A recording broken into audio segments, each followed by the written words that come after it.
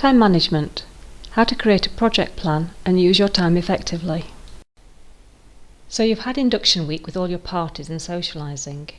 Your lectures have started and you're just getting your head around the amount of work that this semester is going to involve. You've noticed in your module handbook that quite a few modules have hand-in dates just before Christmas. That's great. You've got months to go before having any serious work to do. But actually, if you look closely, nearly all your modules will probably have hand-in dates around the same time. How can you plan your work to try and make sure everything doesn't need doing at the same time? Try thinking about long pieces of writing like a project and create a project plan with timescales. Once you've created a project plan for each piece of work, you should transfer the key dates into your diary and then do it for all of your modules. This means you can identify possible pressure points during the semester when your modules may overlap. So what are the key stages of writing an essay? You can print out this page and try to identify the stages. Write them into the subtasks boxes. These are some examples of the key stages of writing an essay. You won't necessarily complete all of these stages every time you submit work. Some assignments may have different criteria, but you should always break the tasks down into small manageable steps at an early stage to help you set smart objectives. Let's assume that it's the 15th of October and you've been set a piece of work that has to be handed in on the 3rd of December. How are you going to manage your time? Okay, you need to start by thinking about your title.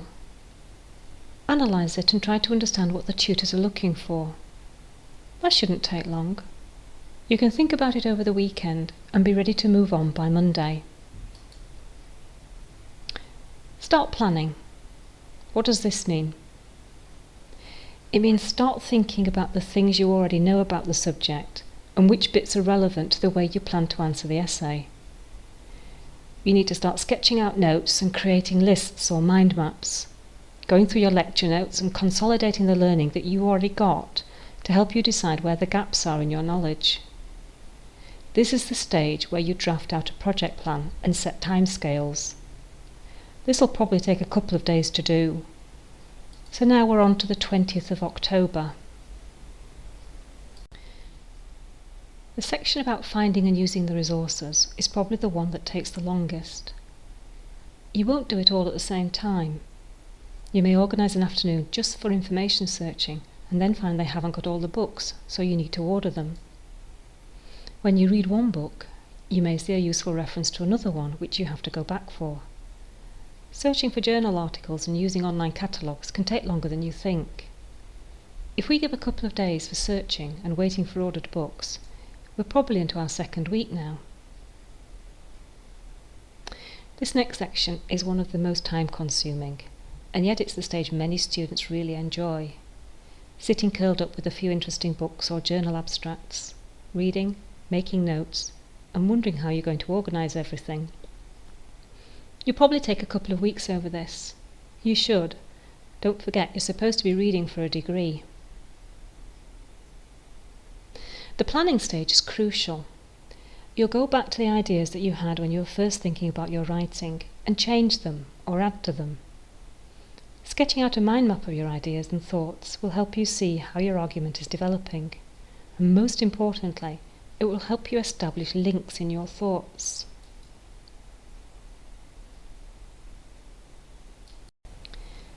You probably won't write your whole first draft in one go. It's likely that you'll be working on the main body of your essay or your conclusion, whilst adapting and altering your plan.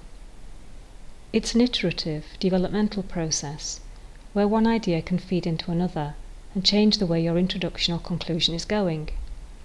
This can be time-consuming, so your project plan needs to accommodate it properly. You won't produce one standard plan that will fit all your assignments. One tutor may ask you to write out a draft plan and hand it in for feedback. Another may ask you to submit an outline of your main argument. You may not be given the chance to get tutor feedback at all and have to do the drafting and revising process yourself. Either way, handing something in and getting it back or putting your work to one side whilst you get on with something else will refresh your thoughts, but this takes time. Read the feedback and make the necessary changes. Go back to your tutor if you aren't sure what they mean. You're not likely to need to rewrite your whole essay in these later stages, but this week is a really important period of time for consolidating and redrafting your essay. You need to give yourself time to do this. As we've already said, the gaps in time can refresh your ideas and help you see things in a new light. You may get fed up with your essay and frustrated by this need to rethink, but try not to get too attached to your text. Be prepared to revise and change what you've written. Not only does it produce a better quality piece of finished work, but it helps with your learning. It encourages you to think deeper about your writing and gives you time to really get to grips with the ideas that you're articulating. Now you're nearly there. You need to print your work out and then read it out loud to yourself or give it to a flatmate to have a look at. You're really checking for grammar, punctuation and a sense of your writing at this stage. Now you're ready for your final print. Don't leave that till the last day. You only need to run out of printer ink or printing credits to increase your stress levels. Most schools and faculties start a penalty point system for each hour that you're late handing it in. So don't risk it. Congratulations, you've finished. Now you're ready to turn to your next piece of writing. Once you've created a project plan for each piece of work, transfer the key dates into your diary and then repeat the process for all of your other modules. That's the best way to manage big pieces of work when you've got multiple projects on the go.